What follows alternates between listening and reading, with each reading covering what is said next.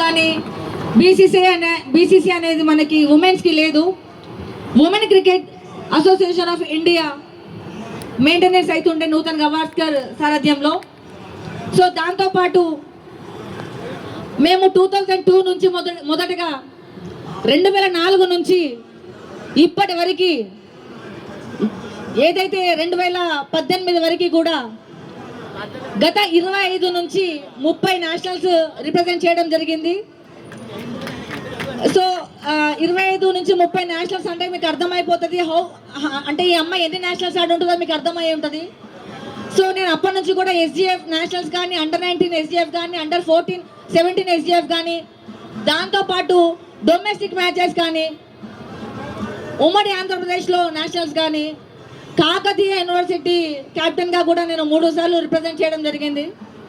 దాంతోపాటు పద్మావతి యూనివర్సిటీ నేను ఎంపీడీ చేస్తున్నప్పుడు పద్మావతి యూనివర్సిటీలో కూడా నేను క్యాప్టెన్సీ చేశాను. సో ఎక్కడ ఏం చదివినా ఎంత ఆడినా కూడా మేము ఎడ్యుకేషన్ డిపార్ట్మెంట్లోకి వెళ్ళినా కూడా మేము క్రికెట్ని వదిలిపెట్టే వాళ్ళం కాదు. బికాజ్ చిన్న పిల్లలు మనం చిన్నప్పటి నుంచి నేర్చుకున్నటువంటి ఆట మనం ఎంత పెద్దవాళ్ళమైనా కూడా చిన్న పిల్లలు ఆడుతూ ఉంటే మనకి వెళ్ళి ఆడాలనిపిస్తూ ఉంటుంది. సో మనకి గేమ్ మీద ఉన్న ప్రేమ అటువంటిది. సో బికాజ్ మనం ఒక స్పోర్ట్స్ పర్సన్స్ కాబట్టి సో ఏదైనా అది అథ్లెటికే కావచ్చు, బ్యాడ్మింటనే కావచ్చు, ఏదైనా ఒక గేమ్లో మనం ఇన్వాల్వ్ అయ్యి ఉన్నాము అని అంటే పక్కా దాని మీద మనకి ఇంట్రెస్ట్ ఉంటుంది కాబట్టి మనం వెళ్తూ ఉంటాం. సో 2008లో వరకు కూడా మేము బీసీసీ డొమెస్టిక్ మ్యాచెస్ అండర్-19 కానీ, 23 కానీ, T20 కానీ, T20 మొదలైందే మాతోని, తెలంగాణ T20 మొదలైందే మాతోని. బీసీసీ డొమెస్టిక్ మ్యాచెస్ T20 మొదలైందే Karnataka versus Hyderabad cricket association వాళ్ళు ఫస్ట్ టైం ఒక ట్రయల్ టోర్నీగా గుల్బర్గాలో ఒక టోర్నమెంట్ పెడితే దాంట్లో అనుష, నేను, మిత్తల్ ఈరోజ్ టీంలో మేము ఉన్నామండి. మేము దాంట్లో పాటు మన కర్ణాటక నుంచి అమ్మాయి నౌషిన్ అల్కదీర్ ఇప్పుడు ప్రజెంట్ ఇండియా ప్లేయర్. సో ఇండియాకి ఇప్పుడు మెంటరు. తను దాంతోపాటు ఐపీఎల్కి కూడా మెంటర్గా వర్క్ చేస్తున్నారు.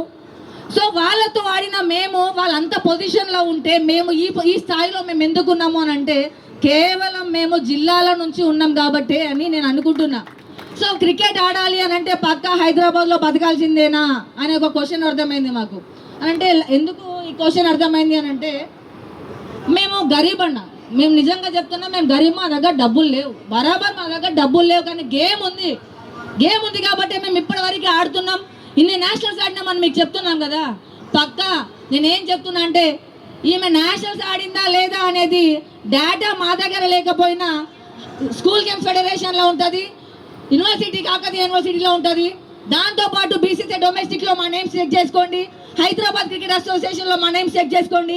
We are ready for face it. మేము రెడీగా ఉన్నాం ఫేస్ చేయడానికి.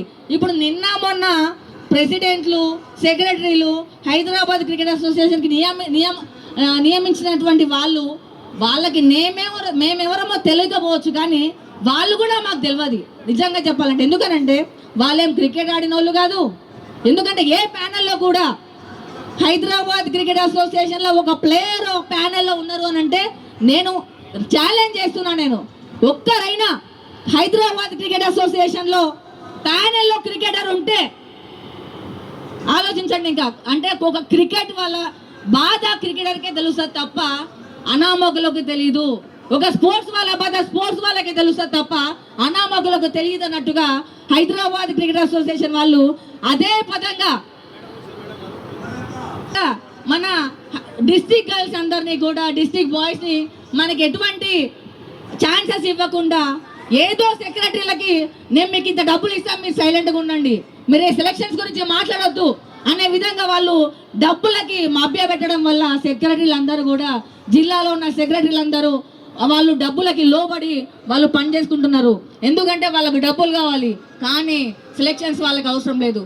ఎందుకు అవసరం లేదు అంటే హైదరాబాద్ క్రికెట్ అసోసియేషన్ ఎస్టాబ్లిష్ అయ్యి 1934 ఇయర్లో ఎస్టాబ్లిష్ అయింది.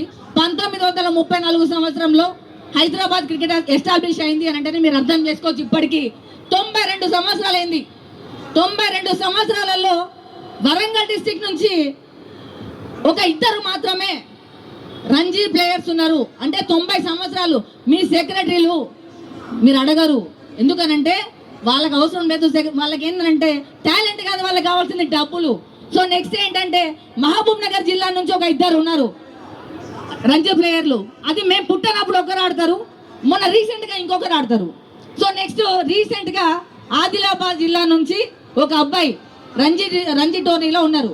సో ఇప్పటి వరకు ఈ 3 జిల్లాలు తప్ప ఖమ్మం నుంచి రంజీ ప్లేయర్లు లేరు, కరీంనగర్ నుంచి రంజీ ప్లేయర్లు లేరు, ఉమ్మడి మెదక్ డిస్ట్రిక్ట్ నుంచి లేరు, నిజామాబాద్ నుంచి లేరు, నల్లగొండ నుంచి లేరు. సో ఇన్ని జిల్లాల నుంచి మీ సెక్రటరీలు అందరు గాడిదలుగా వస్తున్నారా నేను క్వశ్చన్ వేస్తున్నా.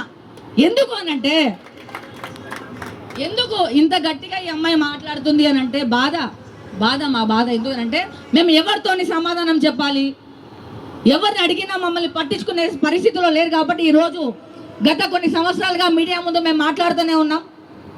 సో ఇన్ని జిల్లాల నుంచి రంజీ ప్లేయర్లు లేరు కదా, మరి సెక్రటరీలుగా మీరు ఎందుకయ్యా మాకు? అసలు మీరు ఎందుకు ఉండి మీరు ఎందుకు క్వశ్చన్ వేయరు? మీరు ఎందుకు క్వశ్చన్ వేయరంటే